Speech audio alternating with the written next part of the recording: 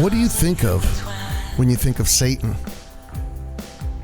The red character with horns, hoofed feet, and a pitchfork, maniacally controlling the fires of hell? The master of eternal torment? Well, my guest today is a Satanist, and he has something different to say about that. So we'll be talking about Satanism today with me, John Christie.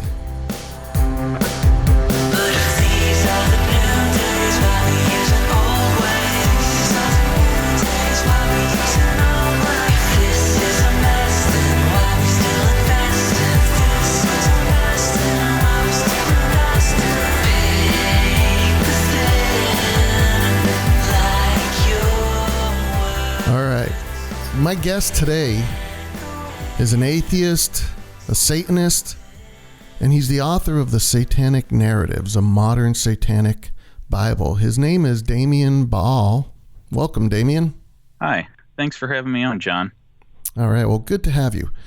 So the first thing I wanted to ask you is about your name, both Damien and Baal.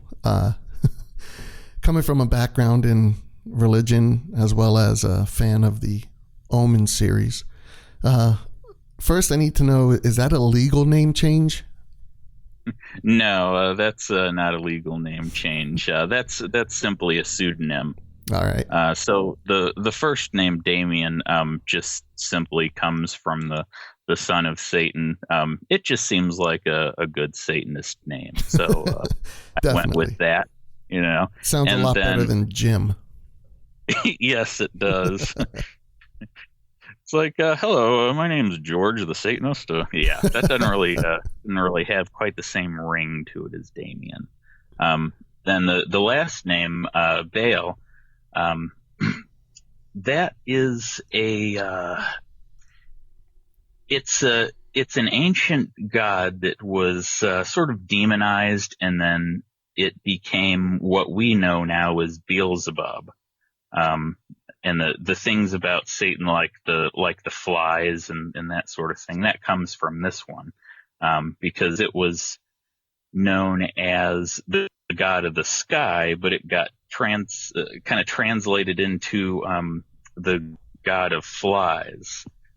When tribes used to conquer one another, they would demonize the gods that the other tribe worshipped. And that ended up kind of feeding into our modern concept of Satan, along with various other figures out of mythology. So I just chose that one for that reason. Okay. And yeah, a lot of Christians know Baal from Old Testament with the Canaanites, and kind of always the representative of kind of Satan himself. Yep, that's right. That's where he came from, the Canaanites. Yep. Yeah.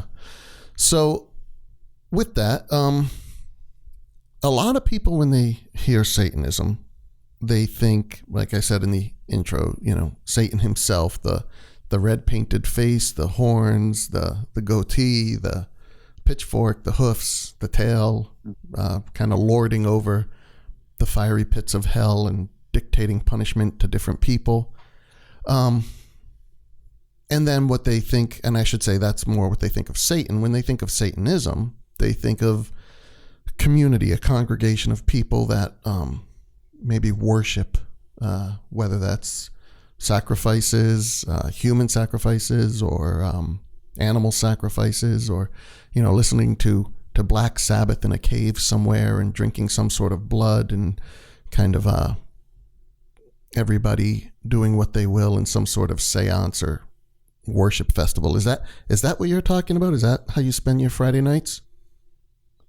No, that's definitely not what I do. But that is what some people, I think, even still think to this day. It was more common to think that like in the 80s and 90s, though. But I've heard plenty of people say that they still think that today. But that's not actually the case. Even theistic Satanists who believe in an actual Satan rarely worship Satan. They usually see him as more of a father figure, and very very few of them think that he's like an anthropomorphic being. They see it more as sort of a spiritual entity. Oh, But I don't believe in that at all. let me pause right there. So, real quick, you said a theistic Satanist. So, I do Mhm. want to go into your version, but what is a theistic Satanist? A theistic Satanist is someone who actually believes that Satan is real. So they usually think it's a spiritual thing. There are a few that believe in an anthropomorphic Satan, but almost all of them believe in some sort of a spiritual thing. Sometimes it's very nebulous. Now, if they Uh, believe in Satan being real, do they believe in God being real as well? some of them do, but some of them think that Satan is something entirely different. That it just became synonymous with the Satan of the Bible, but not but it's not the same thing. Okay. Uh, So, so in that line too, um, because I think what, from a Christian perspective, and I think that's most, at least here in the Western culture, that's most people's perspective of Satan is mhm. the Christian narrative, passed down for almost 2,000 years now. Um, from that perspective, the thought of Satan and Satan being a defined would come from anything in the Bible. So, and I know you can't speak for theistic Satanists, but what's curious to me is that do they have that same viewpoint of, there's the Satan, the bad, evil power, and then there's the God who is the all controlling, good, benevolent power? Or do they see it more as, no, we just have this God in a sense, this being Satan, but there is no, they reject the Yahweh part, the God part of the Bible, and just kind of base it on the evil theism. Does that make sense what I'm Yeah, asking? it does. Yeah, and it's kind of the second thing, but not exactly.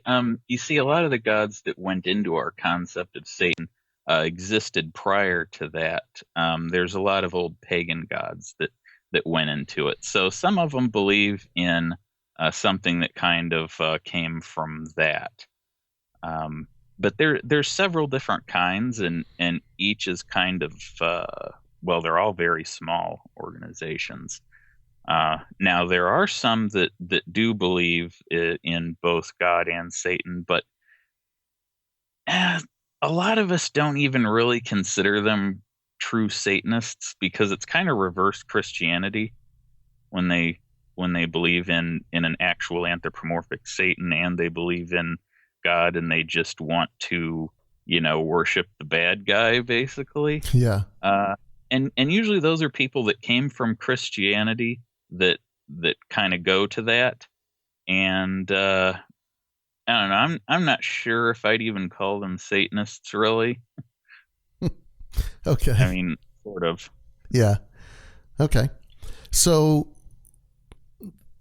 so if we're looking at these and saying, so that's really not what Satanism is. Right. It's not the man of the Bible, or it's not at least the worshiping of the man of the Bible. Looking um, to do harm and destroy people, and that's what you're worshiping, or the sacrifices, the coven. There's, one of the common words people use. What is Satanism then? What is your brand? Is, I don't know if denomination is what you would say, but your line of Satanism and what you wrote My about in your book. my variation of Satanism is part of the atheistic side of Satanism. And mine's not the only kind. And actually the largest kind is the Church of Satan. Uh, and they're atheistic as well. So there's a lot more Satanists that are atheistic than theistic.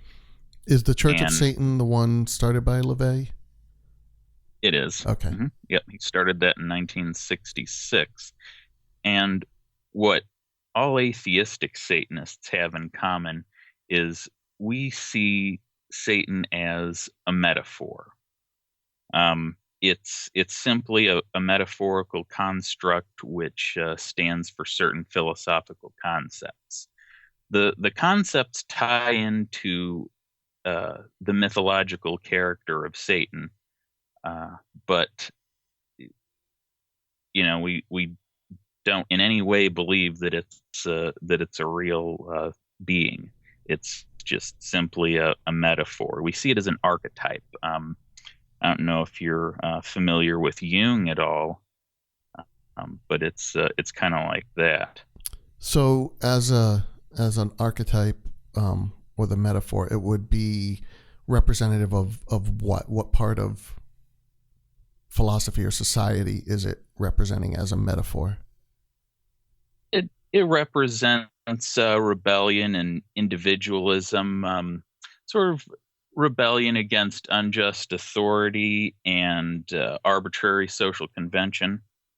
That's kind of the central aspect of Satanism. That's a commonality between all the atheistic versions. Okay,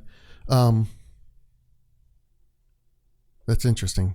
It's a You said it's a rebellion against unjust authority, and this is, I guess, jumping in knee deep already into the more philosophical part of it. How is an unjust authority determined then? And I know you wrote a little bit in your book about the objective morality part. So I guess give me a little bit more of that definition, how you would define what would be considered unjust in order to rebel against it. It would be arbitrary authority would be another word for it.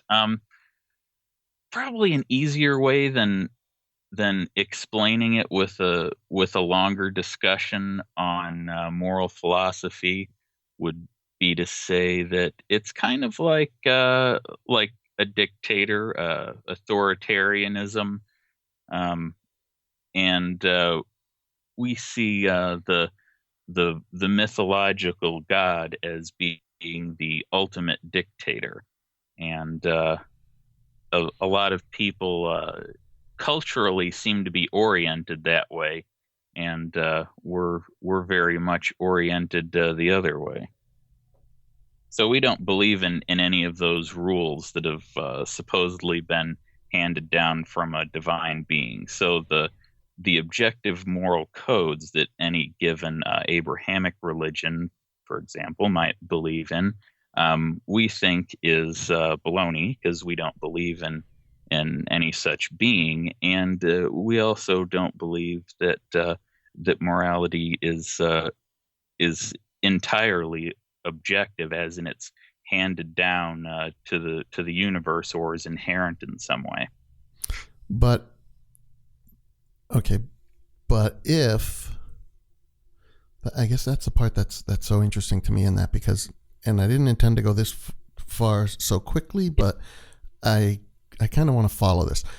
So my thought while you were saying that was, well, what if that authority, what if that dictator, that God, let's just say God to make it easier, what if God was truly benevolent? What if he was really, really good, and the rules he established were really, really good, and everything that he was doing was actually really beneficial for us and really good for us?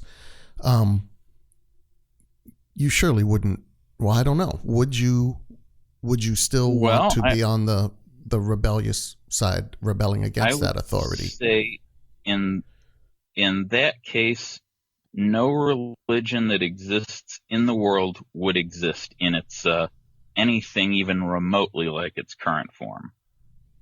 So that's an interesting perspective. It's difficult to answer that question, because that would completely upend reality as we know it.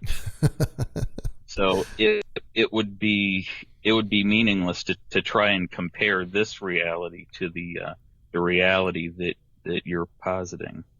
See, that's okay. Well, that's interesting, because I would stand from the perspective, I would argue that is what we have through the God of the Bible, is that absolute goodness. And so from my point, I would say, so it's just more of a matter of you having a perspective of seeing that, because it's not that you're just saying, we rebel against authority for the sake of being the antagonist. We're just going to rebel no matter what. You have very good reasons for that rebellion, and it's grounded in a moral, let's just say a moral decision tree. And you're saying, and the God that I worship, the God of the Bible, does not represent that good decision tree of morality. So, but if it did exist, if we were in the alternate universe and that did exist, then you could see in a sense where being a Satanist or the rebellious, it wouldn't be done just for the sake of being done. Do you get what I'm not trying to trap you into anything. I'm just saying there would be no such thing. Nothing of any sort like this would exist. There's not really any way to answer this question, because supposing that a particular reality exists and then answering the question from the perspective of something that exists only in this reality, that doesn't make any sense at all. Because here's the thing is, it's based on what one believes. So first of all, the empirical belief in this being that you call God, you have a belief that this being actually does exist. And I believe, I do not believe in the existence of such a thing, mostly due to the philosophy of skepticism. Then also the moral values of that being. Well, obviously, if the being doesn't exist, it can't have bestowed these values upon the universe. But I also think that there are no inherent moral values in the universe that are independent of the human mind. And I also think that there is no actual meaning or purpose to the universe outside of the human mind. So I guess you might say I'm an existentialist as well. Right. And yeah, and actually I'd like to go down that path. But before we do, because those are two key areas, I think, to, in a sense, all of our belief, especially in relating to morality, is that whether or not there is a right or wrong without our human minds to determine that. So I do. And one other thing that I forgot to bring up is I also think that according to the Bible, the God of the Bible did a lot of things that are very much wrong according to most people's normative values, as far as the values that are the underpinnings of modern societies. Okay. Well, let's talk about that. But before we do, because I want to talk about all of those, I want to talk to you, or have you talk a little bit more about your background, where you, if I'm not mistaken, you were Christian at one point, or you grew up in Christianity, yes. And then how did you get to this day? How did you get to this position? Kind of a long story, but I'll go over it. It was gradual.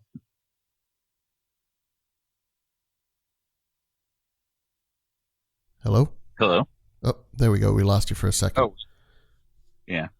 Were you wanting me to go ahead and get into the deconversion story? Yeah. Tell me a little bit about how you grew up, what kind of mentality, God, thoughts you had, what your perspective was on religion at that point, and what led you to atheism and Satanism.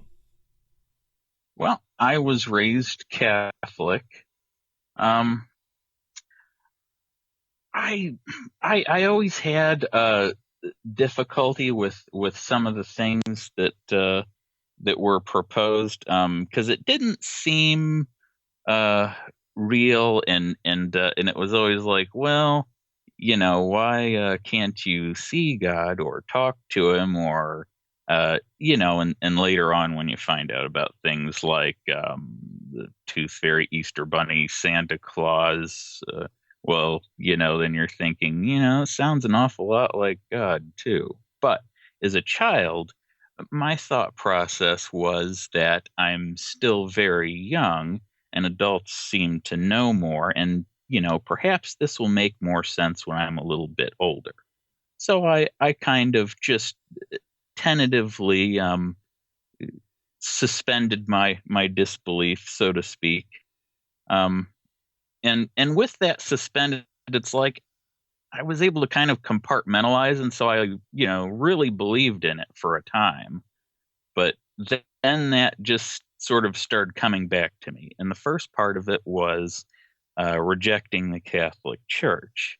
That was the easiest part because the different popes would add things on that weren't in the Bible or anything. So it's like, where did you come up with this stuff? It sounds to me like they just made it up. So I rejected the tenets of Catholicism before Christianity. And I read the Bible as a teenager. And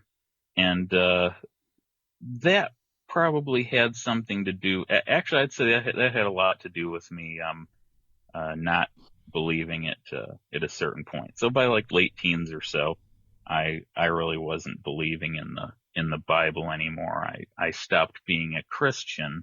And at that time, I was more of a, I don't know, deist. I still believed in some sort of God, but it was very much a spiritual type of thing then. So I didn't believe in any of the stuff in the Bible anymore.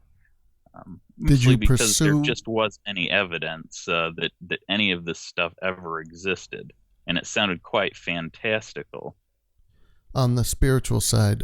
Did you pursue anything in that direction? Any sort of um, more non-mainstream religious belief system or anything like that? Not really. I just, kind of assumed that there must be some sort of a God. But then as I got more into science and philosophy and things like that, I realized that really we have no idea. We really don't know. And I considered myself an agnostic at that, because it seemed like nobody actually had any knowledge of this. Uh, there's no way to even know these concepts without somebody having made them up. Because if you don't have some sort of logic or reason or some empirical data, then how would you even know of such a being? So if you have none of these things to point to, the only other source of firsthand knowledge can be the human mind. And then it was when I heard about Bertrand Russell's celestial teapot that I realized atheist was also an accurate label for me, because my thought process was that you had to know for sure that there was no God, so you have to have knowledge, but there aren't really any empirical absolutes. But the thing is, you don't believe in a thing uh, if you don't have some knowledge of it. And saying that it absolutely doesn't exist is not the same thing as simply lacking a belief in it. And the celestial teapot is that if there's a teapot, a very small one, and it's just circling Mars, would you believe in that teapot? And it's like, no, you really wouldn't. Just like you wouldn't believe in anything else that there isn't verifiable evidence for. So at that point, I settled on being an atheist or agnostic atheist, if it were, because most of the God concepts that are out there are entirely unfalsifiable. Some gods we know for sure don't exist because the characteristics of the god, some of them are logically impossible. Like certain things like omniscience and omnipotence and things like that present logical problems. So you can be certain that a god of that sort does not exist. But other ones are not falsifiable at all. So you just have no knowledge of it. It's basically unknowable. And if there is no knowledge, then there should be no belief either. So just that's real kind of quick. the perspective I come from. Okay. I'll let you go on, but just real quick, give me an example. You said something like, "Well, take omnipotence." It just creates a logical fallacy or logical impossibility. Give me an example of why that would be the case with something, if not omnipotence. Pick one of the attributes. Okay. Here's something that's pretty common. Can God make a rock so heavy that he can't lift it? Really? You're going to go there? Okay. That's like the most basic, like, kindergarten example of it. And I would say kindergarten example is a is a great usage of words, because that seems to be the reason why it demonstrates a concept very simplistically. Well, I think it demonstrates, I would say, a naive perspective of what power is. That's where. Well, yeah, you could say that because it's quite an unsophisticated example. But part of the problem would be is to say, and this is kind of one of the areas when I think of these attributes, I think we always get into is we isolate them. And I know, in fairness, I asked you to give me one. But the reason I was asking that, I was asking to focus on one, but what I wanted to know was, would that example kind of equally encompass all attributes at the same time? Because we can't separate those. So we can't separate God's omniscience from his omnipotence, from his benevolence, from, all these many things. So he's powerful, but he's logical. So he in a sense has restrictions of himself because of his abilities. He can't be the example that's used is the married bachelor. It's a logical impossibility. So you can't. Oh yeah, and that's what.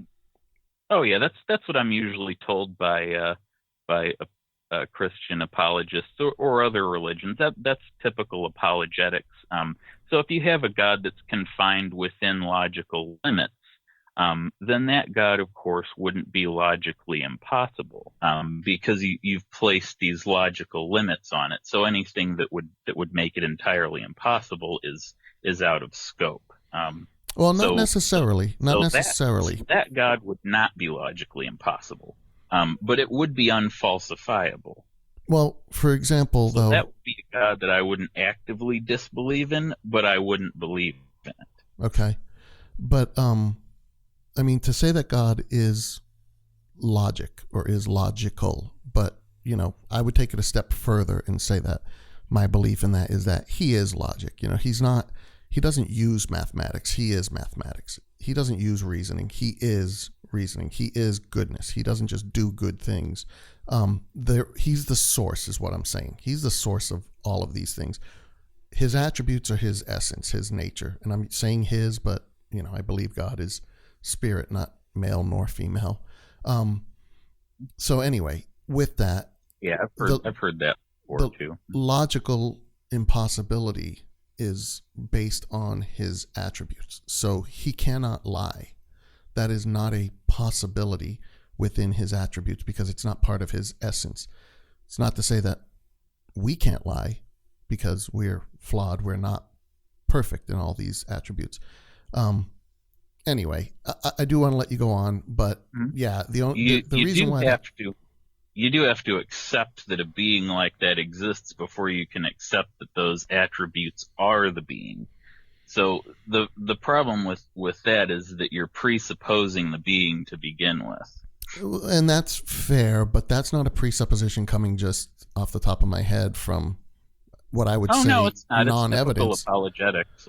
I've had that discussion before many times. That's yeah, And so, I mean, to me, it would come out of what I believe to be the evidence that there is a God based on, there is reasoning, there is logic, there is mathematics, there is transcendence, there was something, or there is something before there was nothing. There is, these things all lead me to believe in its existence. You wouldn't be a Christian otherwise, Right. So that totally makes sense. But my point to that is that it's not that there is no evidence. There is evidence. These are those evidences. If you're saying empirical and you're meaning something to be, I'm sorry. That is not proper evidence, though. Well, what qualifies as empirical evidence? Well, first, it can't be presupposed, for one thing. And it doesn't all have to be empirical per se.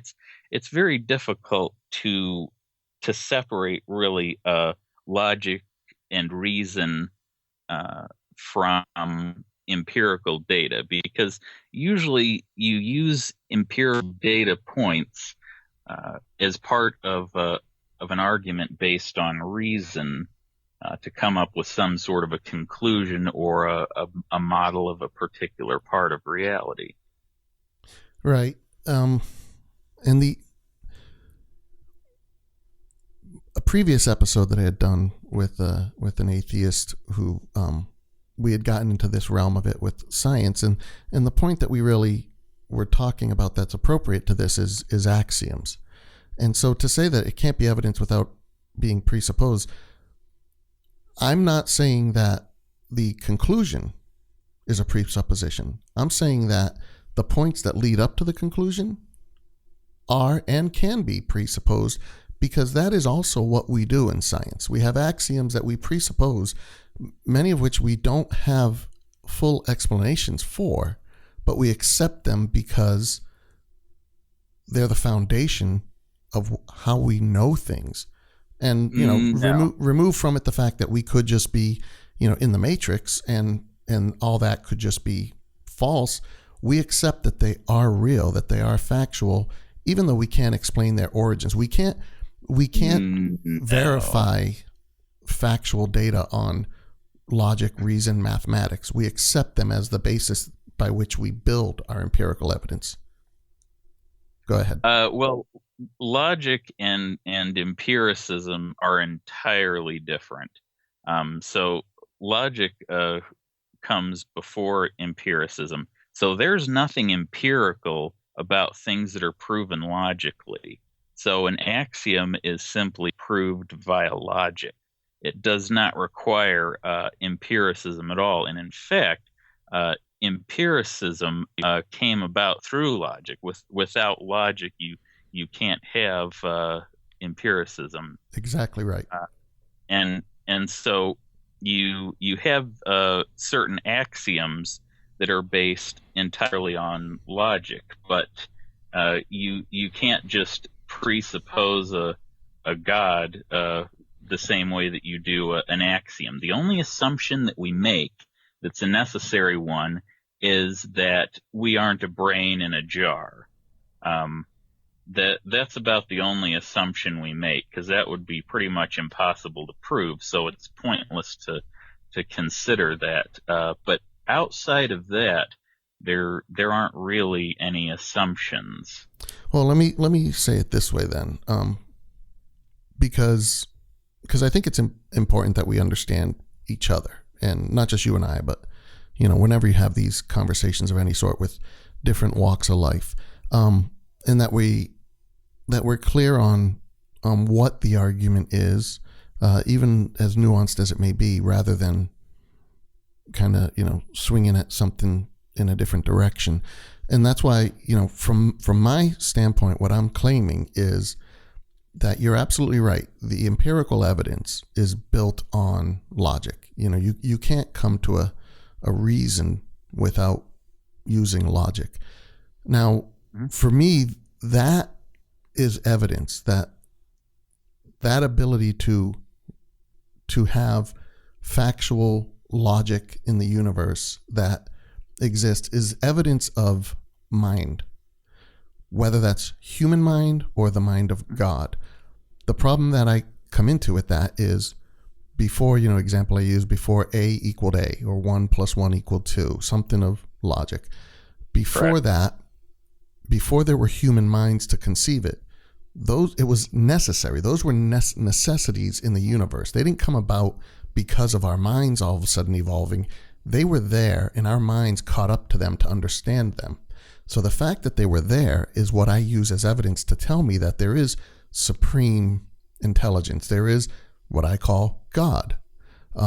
That's where I argue those points from. Not that I presuppose God, but because design argument. Yeah, I would say that to me it's a very strong argument, the design argument, whether you're talking about the universe or DNA or the cosmos, whatever it happens to be. But to me, it's I look at the things and I say, we know that logic is the product of intelligence.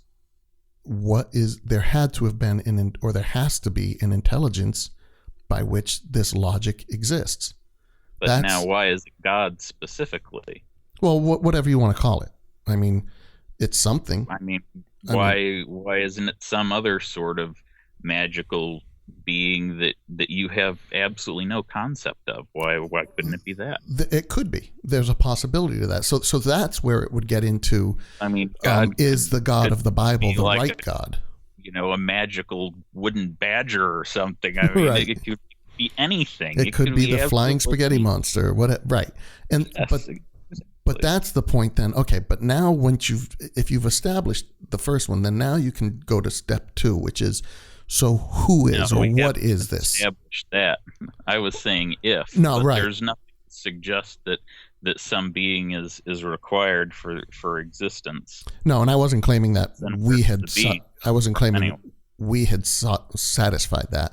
I'm saying if you can satisfy that, like you said, the if you can determine that there must be, or I believe there is this first cause, this first intelligence, this first thing that creates it. Now you can get into identifying what is it.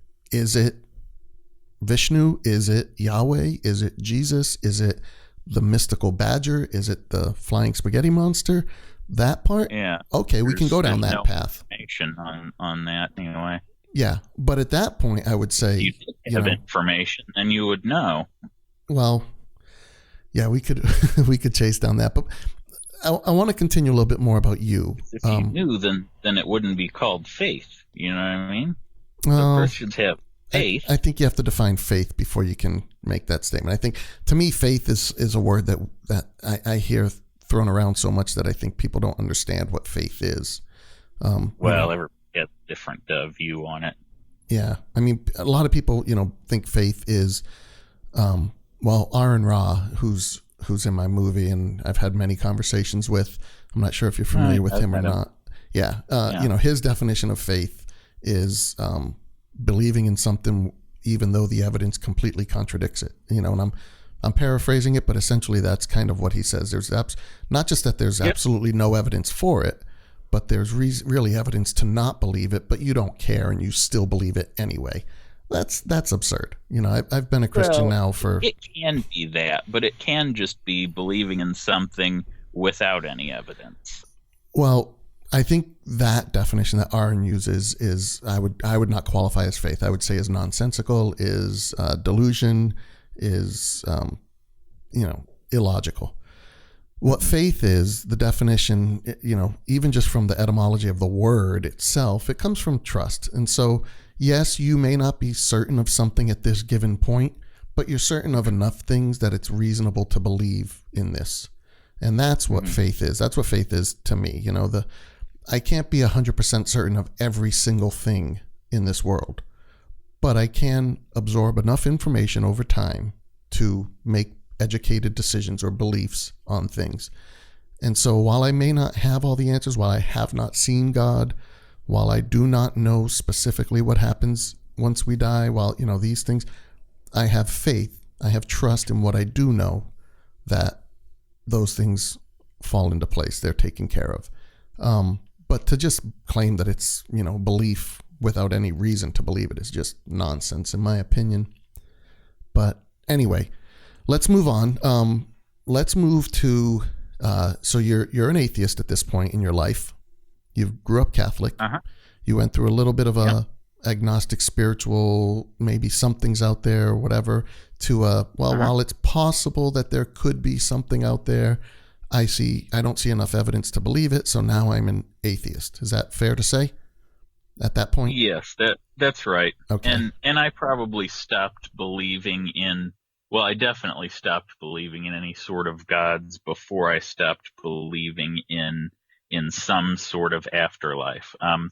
Because it to me it took more thought to kind of consider whether or not there was anything that would continue on after the death of the brain. That took a little more thought and reasoning for me to come up with that. Okay. So how do you stumble upon Satanism, or do you stumble, or where does that come into play in this? Why wasn't it just good enough for you to just say, yeah, I'm just an atheist and I'll leave it at that? Huh. Well, atheism is only not being theism is what it is. So an atheist just means you're not a theist. It's everything. Well, with the ist, it's personal. So everyone outside the scope of theist. That's all it means. So it doesn't really say anything at all about what you actually think or believe or anything like that. My beliefs at that point would best be summed up as humanist. I had some other thoughts and opinions and philosophies and things like that were outside of that, but I was basically a humanist, and that entails some different beliefs, particularly about moral philosophy and that sort of thing. And then I got further into skepticism as well, because the question of are there gods is only one tiny little question. There's plenty of other things I don't believe in. I don't believe in anything supernatural, no ghosts or demons, or I don't believe in alternative medicine or conspiracy theories or anything. If there isn't evidence for it, I don't believe in it. Okay. So then Satanism specifically, really I was just looking it up on the internet a long time ago, early days of the internet, late 90s or so, probably late 90s and early 2000s. And there was at the time really just theistic Satanism and LaVeyan Satanism, which was atheistic. So for me, right off the bat, theistic is like, I don't believe in any of that crap. So I didn't even bother with it. That sounded like nonsense to me. So I looked at LaVeyan Satanism, and there was definitely some good stuff in there that I agree with. That sort of indulging in the pleasures of life and the rebellion against arbitrary authority and the individualism and being a sort of a nonconformist type person. I liked all of that stuff. That was cool. But I just couldn't get past the stuff that came from Ayn Rand, because he took a lot of his philosophy from Rand, and some of it also from Ragnar Redbeard, a book called Might is Right. So give me an example of one of those elements of it just, well, I'm trying to, okay, well, Rand believes in selfishness, I guess, above all. Extremely conservative, extremely selfish, cares about no one but herself. And Ragnar Redbeard was kind of a variation on that, like might is right and destroy the weak and stuff like that. And it's just a load of crap, I think. And back then I was more libertarian than a total leftist like I am now. But even then, to young libertarian Damien, that just was a little too much. That was just too far right for me. But see, that's the only part of Satanism that's like that, is the stuff that he got from Rand. And he mostly incorporated that to rebel against the hippie movement of the time. And Okay. Christianity had more of that view at the time. Christianity is associated a lot more with right-wing politics now, although there are plenty of liberal Christians. But back then it was more about Jesus and love and all that kind of stuff. That was preached a lot more than nowadays, and so that and the hippie culture is very much what LaVey was against back in 1966 when he But how do came up with you that stuff. He went with that. so how do you get from humanist atheist to the label, at least, of Satanism? More than just I'm a humanist, I want to do well for others, for the betterment of society.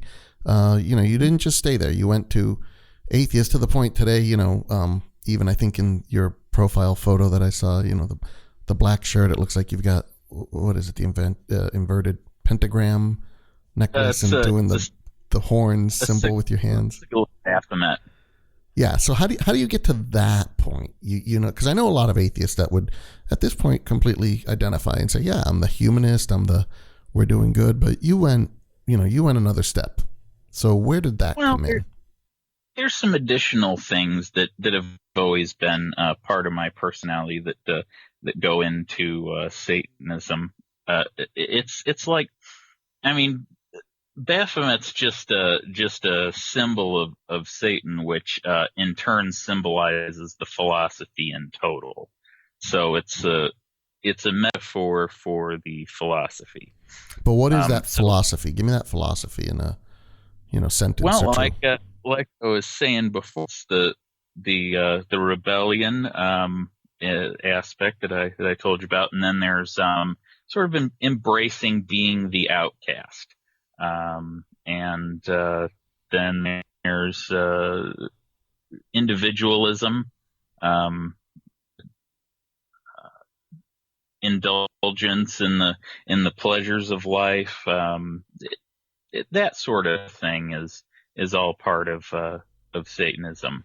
Okay. So when you add those things in addition to the aspects of humanism, then that's kind of what you get, because Satanism can also be about logic and reason as well. So that's where it overlaps with humanism. Okay. Now the morality, I think the more humanist style of morality fits better in with Satanism than the Rand type of morality LaVeyans believe in. I just think it's more logical and makes more sense. It's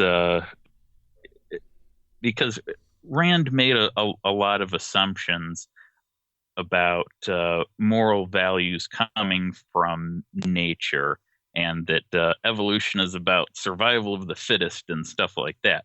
And so that's where their moral philosophy came from. And I think that's nonsense, because humans evolved to be a social species and survive as a group. So the way we relate to each other on a social level is where things like our conscience come from. And that's very much the opposite of Randian philosophy. Okay. So what I'm hearing, what I'm getting from you in this is, in a sense, you might laugh at this, very biblical. It's very much taken right out of what I would say the Bible describes as, even though it doesn't use the label, I'll use Satanism. That being, in Genesis we have the serpent, and the serpent we label him as Satan. That's the first appearance of the evil one, the tempter. Mm-hmm. And ultimately what he's doing, what the tempter does, and this whole narrative goes to why I do see that the Bible is the evidence as to why, like I said, once you've established even though I know we're not acknowledging we have. Once you've established step one, that there is something out there, some transcendent, intelligent force being, now we go look at what we find. If there's anything man is identified, this is where I see the Bible hands down, I mean miles above anything else, wins in that case, because it knows this story better than we know it. Well, there's a reason that it's like that. Well, let me finish, and then we can get into that. Made it that way from the Bible. Well, it identifies us more than we're writing it. It writes us. It's writing about us, I should say, more than we're writing it. Aspects of the Satan character in part from the Bible, because Satan's a mythological character, right? And so, from reading different things like the Bible and that, I'm able to get these certain characteristics and incorporate that into the symbolism. So and that's what I'm saying. That was where I pulled that, right? Right, and that's what I'm saying. That's where it's so accurate, because it identifies that the nature of Satan, and I'm going to talk about him as an existing entity. The nature of Satan is the selfishness, and that doesn't always come in a evil, what we think to be evil, a very ugly and bad way. For example, there's a biblical theologian, Albert Mohler, who I heard him one time reference, many people believe if Satan had control of the earth, let's just say he had control of your neighborhood, many people believe that neighborhood would look like, gang violence and destruction and bombs going off and killing and murder and rape and hatred. And he said, I tend to think that if Satan had control of a neighborhood, it would probably be something with very well manicured lawns, nice families, children riding on bikes, and everything looking like the perfect American dream. And the point being that Satan doesn't need you to worship him, doesn't need you to hate others, doesn't need you to kill others. He just needs you to stay away from God. He needs your mind to focus on yourself, your own desires, even very good desires and good objectives, rather than knowing God. And I think that that's pinpoint accurate. And I think that's what we see in the Bible is the Satan character. The main theme throughout the Bible is man having to, in some way or another, overcome his own damn self, his own ability to make free choices and choose away from God. And so that's why when when I read your book and when I hear you talk about it, I'm like, you are dead on. I think you have the best definition of what Satanism is. It's the decision to be independent, the decision to my own self be true, not necessarily to destroy, not necessarily to hurt and harm, but for me to autonomy, for me to control my decision making, my mindset. Would you agree, or you take it from there? Mostly. I mean, you believe that there is actually a being and stuff like that, and it does those things.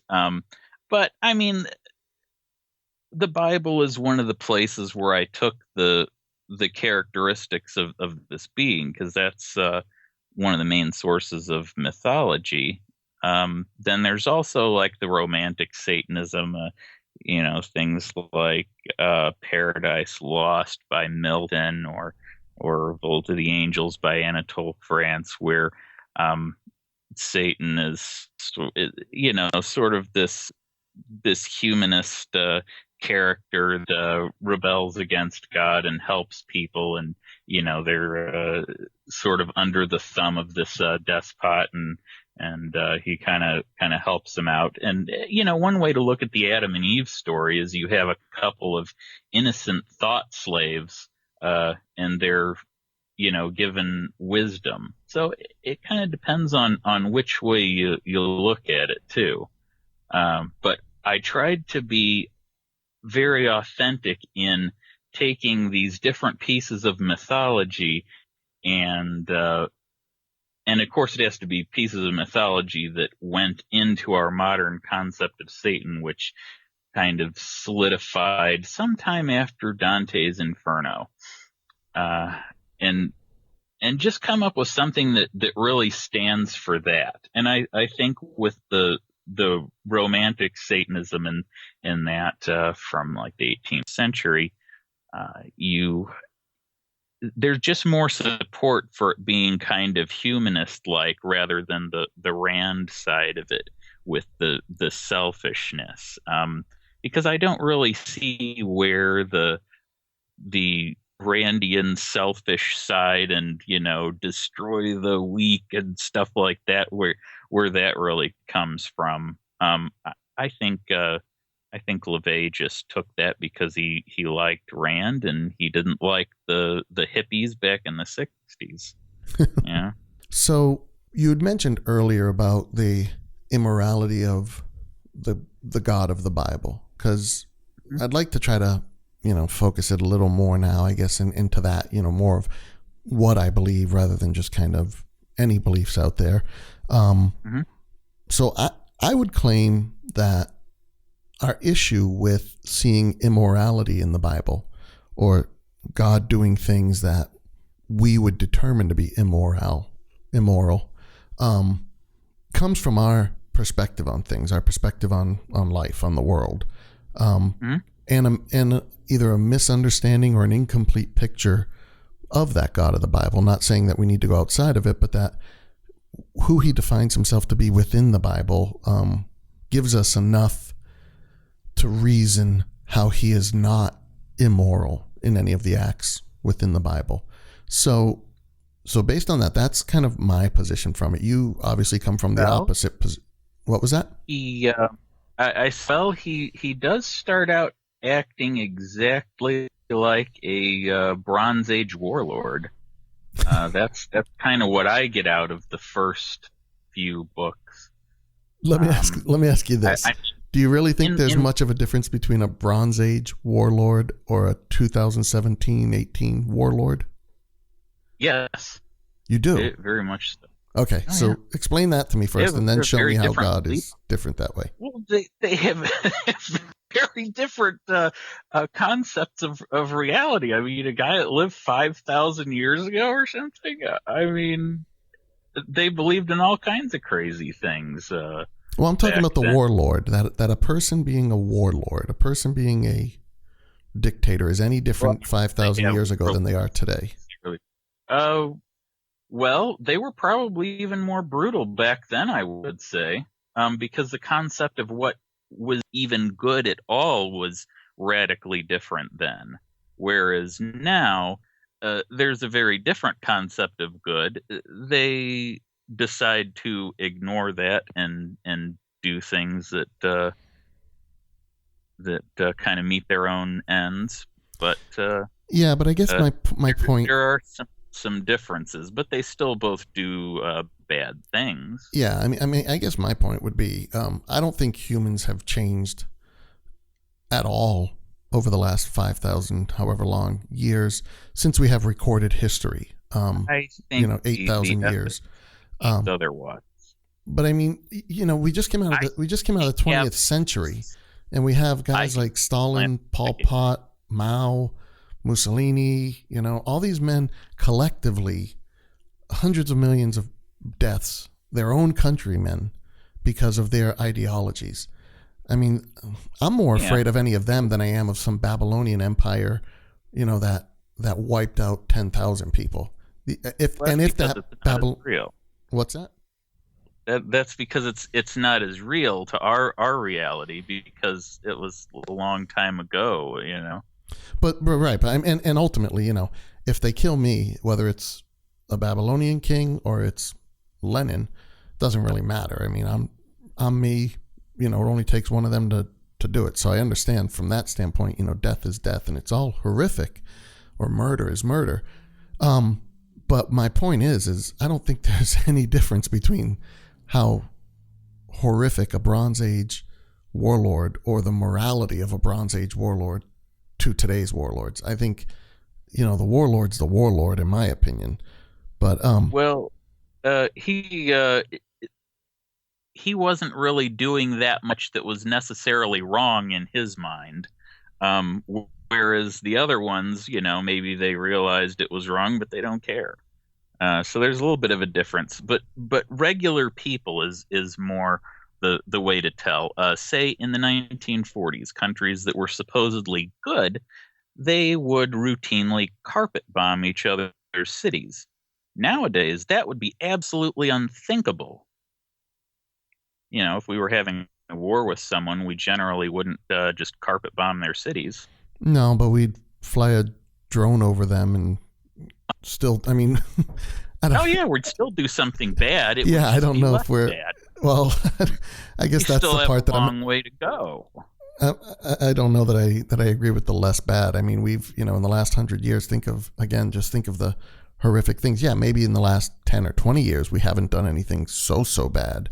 But I mean, from 9/11 flying planes into civilians in towers that have nothing to do with war and just killing that number. There was the genocide against the Indians in the 19th century, slavery, things like that. Well, that's my point. I mean, it got progressively worse as you go back in time, and then. Like in Roman times, slavery was more common. It was like a big thing. Like, that was the thing to do. And, gladiatorial fights and stuff like that. Nobody saw anything wrong with that. That was just the way things were. So I think things have changed dramatically if you look at it from that sociological perspective. But that's a hard one from the point of God's behavior in the early part of the Bible. And let me just make one point though. Hold on. Let me make one point to that, because I think one of the things that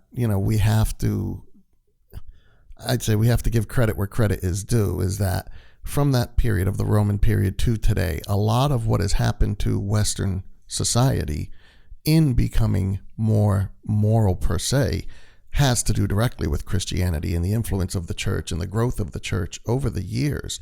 Now, with that, I would say in spite of Christianity. No, absolutely not. I mean, if we just go down to, the proliferation of universities and hospitals and charity foundations and orphanages. We're fighting Christianity every step of the way.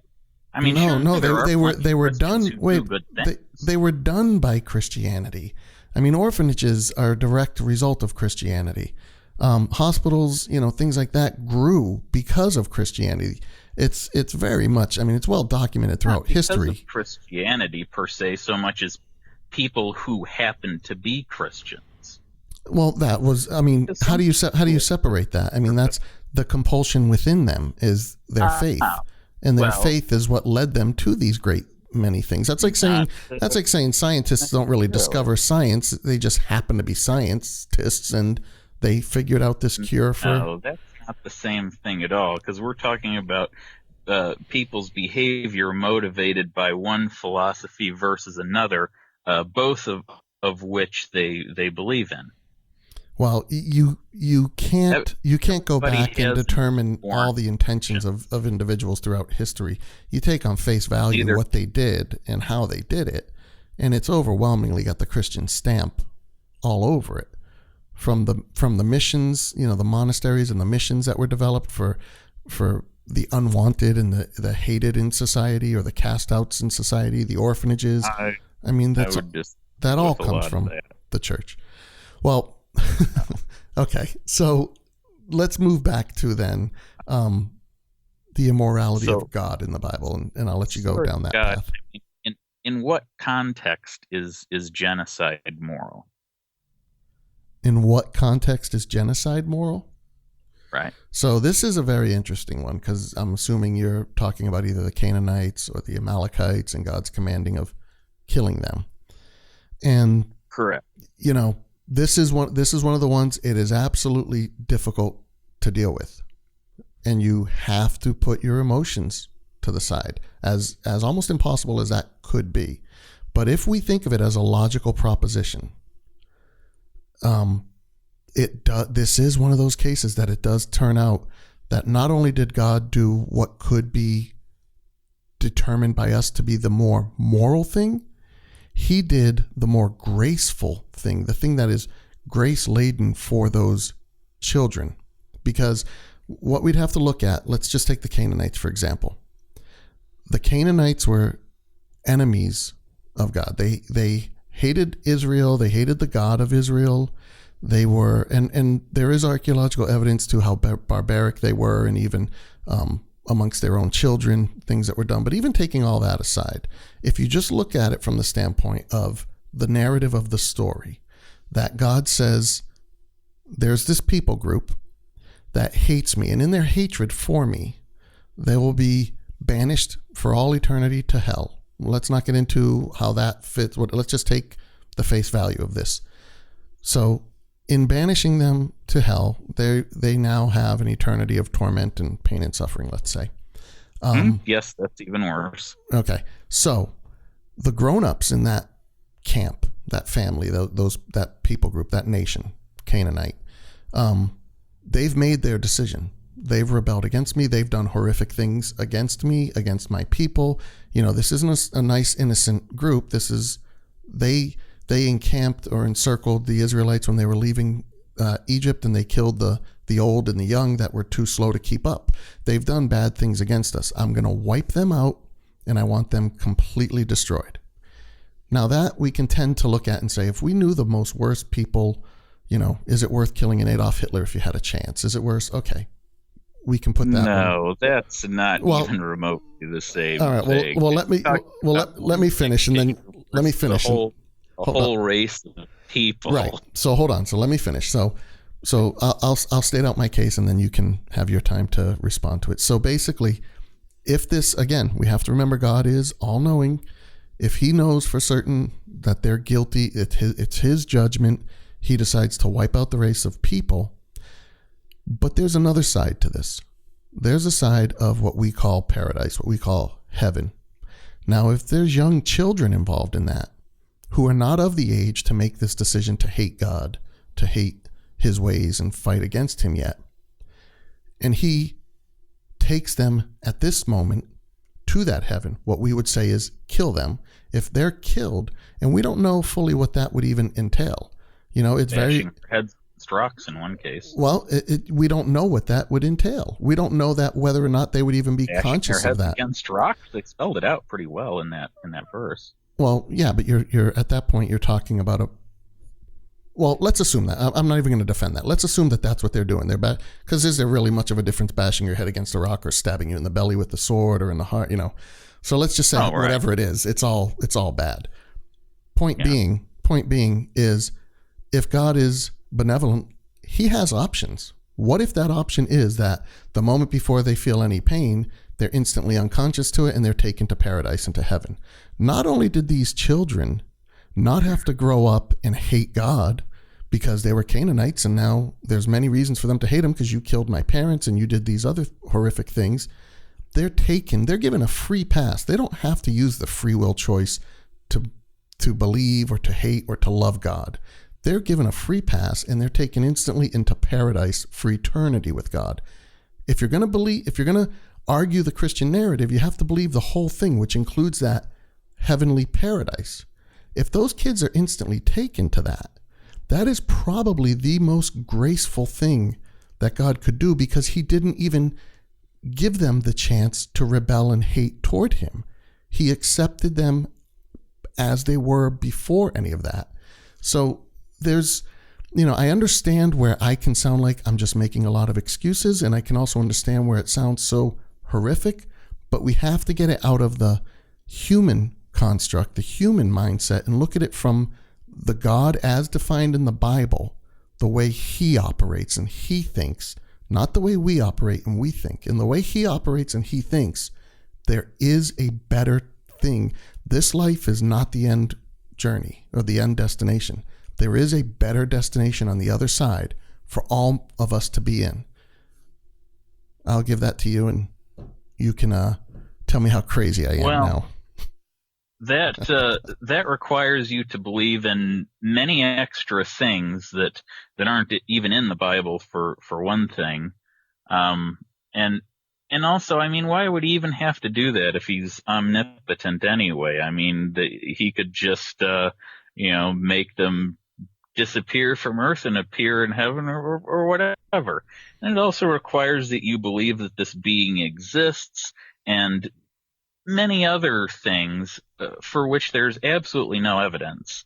And the only basis for any of this stuff anyway is some stories that some primitives first handed down orally and then wrote down later, and then it got retranslated and reinscribed and all sorts of things like that. And there's just no reason to believe in any of that. Now, I can understand if you're a Christian and you've been raised to believe in this religion and that sort of thing, from childhood, okay, I understand where you're coming from. That's what your sincere, honest belief is. But for other people, that sounds absolutely bonkers.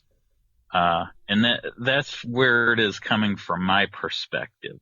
Now I understand that we all believe different things, and that's kind of the way it is. We all have different beliefs, and we have to live on this planet together. So I try and look at it that way, and I don't think that you're going to stop believing in that, because you're very invested in that, a lifelong thing. And so I'm not going to try and convince you otherwise, of course. And I don't believe in telling other people what to think. We all have to make up our own minds. Right. And I'm not asking you to try to convince me on here to just debate points of the Bible, though, right? No, not at the reason I brought you on here was to discuss Satanism and your perspective of what Satanism is and things like that. But you've mentioned several times throughout the conversation about, absolutely no evidence to believe in these things and or the immorality of the Bible. So my point in interjecting these things is because I do believe there is evidence to believe these things, and I don't believe God is immoral in the Bible. And I think that he has, right. I think a lot of this has to do with, again, our narrow perspective on things, our narrow perspective on the universe, our narrow perspective on what really morality is. We know that we can make, in a sense, excuses for killing, whether it's justifiable, justified by self-defense, or we could call it mercy killing. We believe in such a thing as mercy killing. If we saw the killing of Canaanite children as mercy killing as opposed to vengeance and retribution, if we could wrap our heads around that, we would judge God differently. And that's my only point to it. No, we don't have to go into these biblical debates, but it is more, it is more than I just grew up in it. Retribution, just straight reading it, though. Well, it definitely could. And I think there's a purpose behind that. Yeah. I think there's a reason why it comes across that way. And I think there's a reason why the Israelites were commanded to do it, and God didn't just wipe them out with a flood or with fire or, something non-human. And I think that has to do with, again, the narrative, the greater narrative of the Bible, which is sin, and them seeing how horrific sin can be, that it brings you to this point where you have to kill. And again, I would replace sin with self. That making the decisions for yourself, whether it's the Garden of Eden or whatever it happens to be, that's the constant narrative throughout the Bible. That when we make the decisions for ourselves, we go bad, we go wrong, we don't trend towards good humanism. An omniscient God would know that we would do that before we even did that. He would know that at the beginning of time because he's omniscient. Absolutely, and that's the narrative of the Bible. So why did he create those people to begin with? For relationship, to have love, for them to love him. To be bad when he knew they were going to be bad to begin with. Well, give them, that doesn't make any sense. Well, you can't have someone love you if you don't give them the option to hate you. Otherwise, you have robots. I believe in free will. I don't believe that to begin with, and he supposedly made them. Right. He made them for the opportunity for them to love him. And if he's omniscient and omnipotent, then how could there be Phil? Because he created everything. He has a plan and knows everything from beginning to end. So that kind of makes free will impossible. No, how do you say that? How would it make free will impossible? Because he would supposedly know everything already. But if you can't see the logical flaw in that, that's fine. Well, no. Well, hold on. To say it that way, let me defend myself then. Take, for example, I have last year's Super Bowl recorded, Patriots and the Falcons. Now, I know what's going to happen, and I sit down and watch it. But you didn't make the Super Bowl happen. Well, obviously all analogies are going to break down at some point because I'm not God. So you're right. I can't make the Super Bowl happen. But that's why this won't work. Well, the point being is that you're claiming that it remove free will. I'm not claiming it would remove free will. I'm claiming that free will would be intact. Just because he knows the end, it does nothing to dictate what happens on the course to the end. You can absolutely give someone free will. Okay, I'll give you a better example. He created the whole thing, the entire line of time. Right. Well, so I don't know about either he didn't create it all, beginning to end as a plan, so to speak, or there's no free will. It's one or the other. No, see, I would argue that because there's a line of Christians that do believe in full predestination, that God basically dictates the course of history. And I reject that. I believe God gives us the free will. God controls the course of history. That's what sovereignty is. But he doesn't dictate it. Not every step of the way is predetermined by him. He gives us parameters to work within, and he controls the end. That's why when you said if he knew this would happen, if he's omniscient, he would know that man was going to screw up. Well, he does. And that's why what we learn in the Bible is that before man even screwed up, before the earth was created, before the universe was spoken into existence, the forgiveness through Christ was already there. Paul tells us in the New Testament that before the foundations of the earth, Christ was crucified, meaning not that he literally was crucified in the time of the Roman Empire before, but that the forgiveness, the salvation has always been there. And that's why Adam and Eve didn't die instantly when they ate from the tree. That's why so many things, there was always a way out. And so he knew, he prepared a plan. But in order to get man to have that relationship with him, he had to give them the opportunity to reject him. It's just not possible. Otherwise, again, you're robots. Well, that definitely makes sense to you. To me, that sounds absolutely ludicrous. But I understand that's your worldview, and really that's kind of the point that we're at is Christians. And I'm just going to generalize because I know Christian belief varies a lot. But there are some commonalities. Okay, you have a certain worldview that you believe in, like you've been explaining. And I have another worldview where I don't believe in the existence of any of these things. And so, of course, Satanism as the philosophy that I understand only makes sense from the particular worldview that I have. So if you have an entirely different worldview, it's not going to make sense to yours, because you believe in God as this good thing and Satan as sort of the antagonist. So none of that's going to make any sense to you. So what you have to kind of just understand is that, to understand Satanism is to realize that Satanists have a different point of view than that. They don't believe that any of that stuff exists.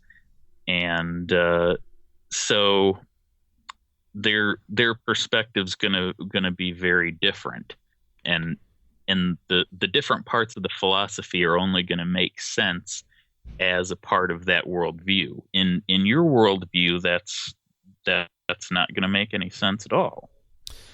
Okay, but I would say I'm not so much referring to the characters of the Bible, the character of Satan, the character of Jesus.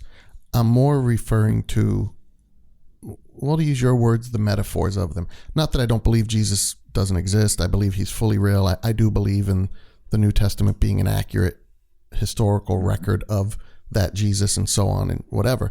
But what I'm saying is the Jesus that Paul mentioned when he said that before the foundations of the earth, Christ was crucified. That's what I'm talking about. That philosophy, forgiveness, grace, that God knows mankind and knows that if we go down this path of self-determination, we're headed for destruction, not because he's intending it for us, but because we are selfish creatures. We choose for our own good over that of another, and it leads us to destruction. And he has provided a forgiveness path for us. That's more what I'm referring to than the characters themselves.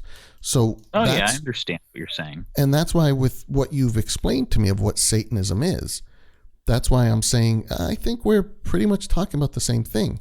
I think the only difference between what we're talking about is you believe more that we are capable in and of ourselves. We don't have a God. We don't have anything else to guide us in this. We can find our own way to goodness, to benevolence, to doing what's right. I mean, you said that in the beginning when we started that right. your rebellion is against unjust authority.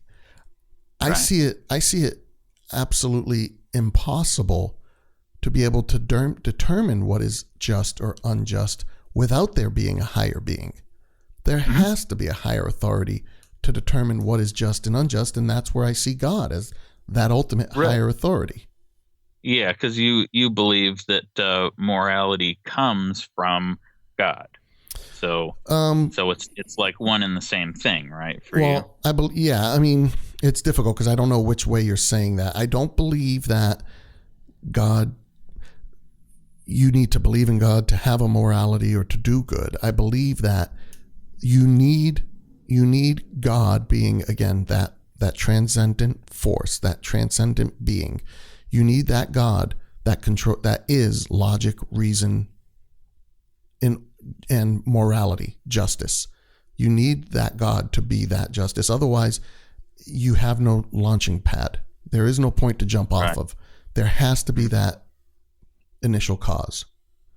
Right. Yeah. So you're saying that you don't have to believe in a God, moral, but you believe that morality comes from God or is part of God. Yeah, is of his existence. Yeah.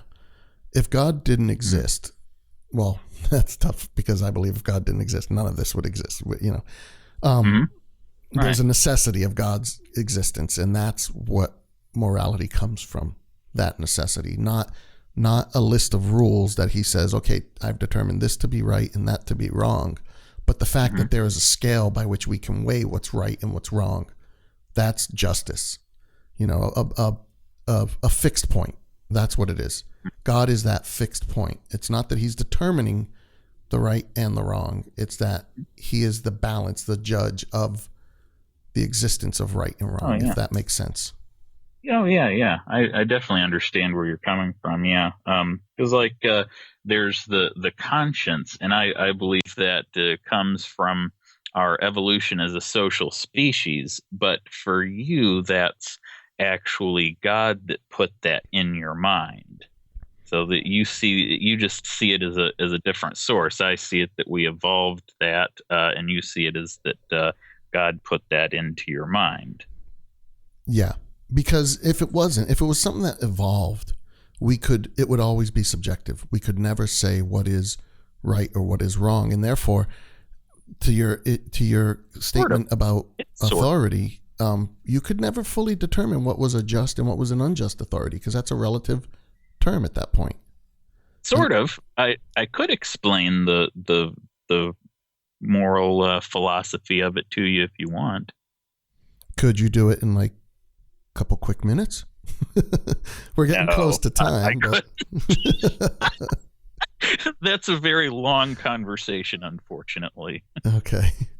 Well, so All right. Well, so in wrapping this up, then, what's the key takeaways then from what we've talked about Satanism? That Satanism is a Well, go ahead. I'll let you give that. It's going to be very difficult to understand when you come from a radically different worldview. So the main thing, I guess, from a Christian perspective to understand is that Satanists don't believe in this evil antagonist. They're atheists. They have a different worldview. Just that sort of thing, and that we're not all that different from you in some ways. In worldviews, as far as what we believe empirically, and some of our moral values and things, there's going to be differences. But everyone in the world has very different worldviews. They believe very different things. There's probably millions of different worldviews out there, and we're all here on the planet together, and we all have to find some way to get along. So that's kind of the main idea. Okay. Well, I definitely want to thank you for coming on, Damien. I did like our time together, and I appreciate you being willing to talk about all this. Yeah, it was good chatting with you. Well, good. Thanks. Is there a way people can get in touch with you if they want to reach out, email or website or anything like that? I do have websites and an email, social media.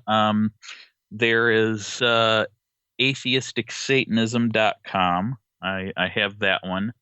Then there is the website for the United Aspects of Satan. That is uaofsatan.com.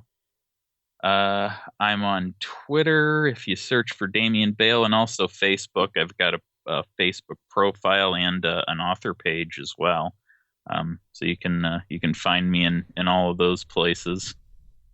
Okay. Well, great. Well, again, I'd like to thank Damien for coming on. It was good chatting, and my name is John Christie. You can reach me as well through my website, which is johnchristie.com.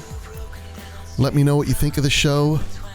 Love to hear back from people time to time and get your thoughts. I've had some really good, interesting emails, comments about what they've heard, and I always appreciate it. Also, feel free to check out my documentary movie, My Week in Atheism. It's free if you're an Amazon Prime member. If not, there's a small subscription or a rental fee, but it's available on Amazon. And don't forget to subscribe to this podcast. This is available on iTunes as well as Spreaker. Again, Damien, thank you for coming on. I enjoyed the time, and we'll see you guys soon.